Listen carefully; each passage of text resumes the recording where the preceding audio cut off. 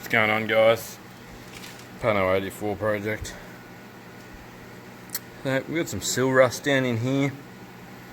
If you've seen older videos, we replaced a great deal of this already in here.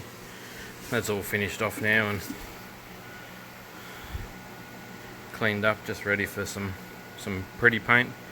The other side's all tidied up in deadener, ready to protect it from, horrible rust and things of that nature that are going to shorten the life of the poor vehicle, like it did the first time. There's a couple of collapsed bits here that I've just started straightening out with the. I used a big shifter. See how I was doing it the first time. Just slip it over and straighten it up.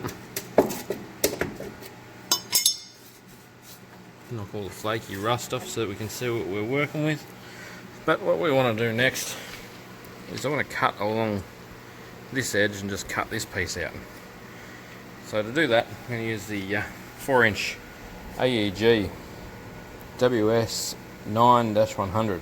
It's actually a 900 watt 4-inch.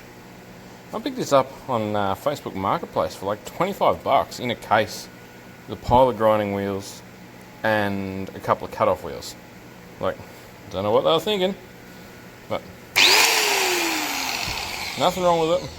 Well, I do know what they were thinking actually. It was a tiling company that had bought it because it's a much better brand than the cheap nasties that they were buying. But the thing was, he didn't like how it fitted in your hand. He wanted one with a smaller body. It fits in my hand pretty nice one-handed, so I don't care too much. We ditch that actually. We don't want that in our way at the moment. Let me see if I can one-handed cut this bit out on you while we're filming. Let's see how we go.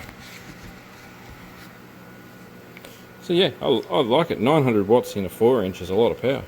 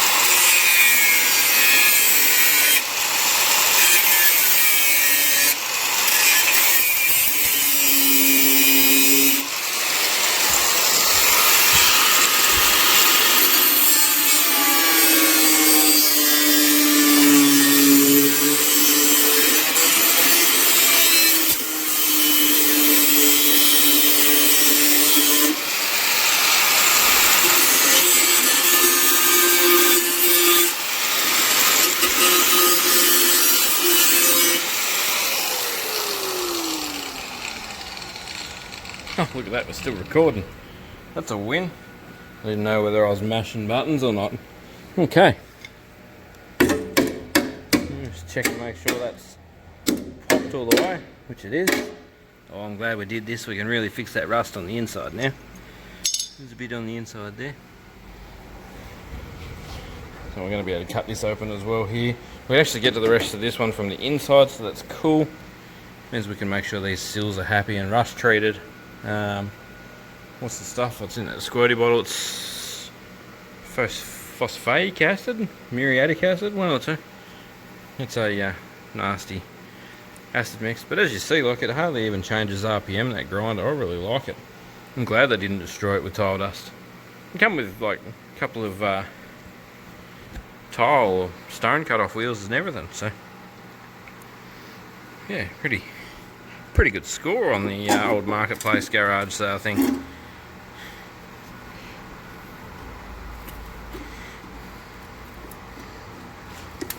See what I mean? Still rusty and flaky in there.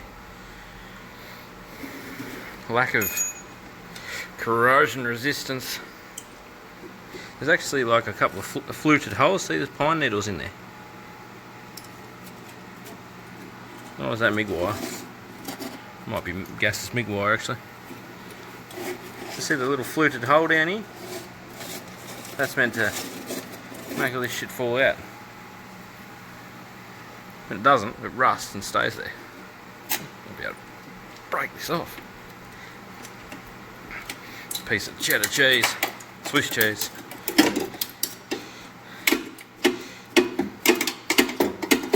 Now it's alright, because we've still got a full donor car that we can cut bits like this out of. I almost didn't want to cut that other car up. I actually wanted to stick a barrier in it when I pull the transplant out for this thing. That's not going to happen now. We need a few more rust repairs. Still sounds good in there. That's a good start. Like, it hasn't eaten through, it's just rusted the coating off. So now we go through with a flappy disc. These Flexovit ones are good. 120 is not awesome for this kind of work. Probably more you want like a 60. But 120 also won't grab and bite and carry on too much. So I'll cut this one out and I'll come back. Alright, so these edges aren't perfectly straight or anything yet. That doesn't matter because we will actually cut the patch out straight on the bench pretty good, and then what we'll do is we'll trim this up to make it work and suit the patch. In there's about the same. It's pretty rusty, a bit hard to see. But the same thing, like this flaky stuff. So if I'd have left that and not put the effort in to actually tidy this bit up, that would have all just fallen out of the car eventually. We'd get all this effort to make things nice, and then the sills would just rust out. So this one's pretty lucky. The top here was actually pretty good. My XC Ute is not that lucky, but it is also a 77 model. This is an 84 model. The biggest problem with this, the owner that's currently owns it, had it it was in a flood. It got involved in a flood. That's long and short of it. It was on a property, and the poor buggers had a flood go through, and it caused a lot of damage because insulation and carpet and all that crap held all the water in underneath here. I'll show you. You can see the pile of crap I've knocked out of it. There was a sheepskin seat cover in the bottom there, and it just destroyed everything. So, you know, the car's lucky to be here. It's a cool vehicle, so that's why we're saving it. I've got a lot of work to do on it yet.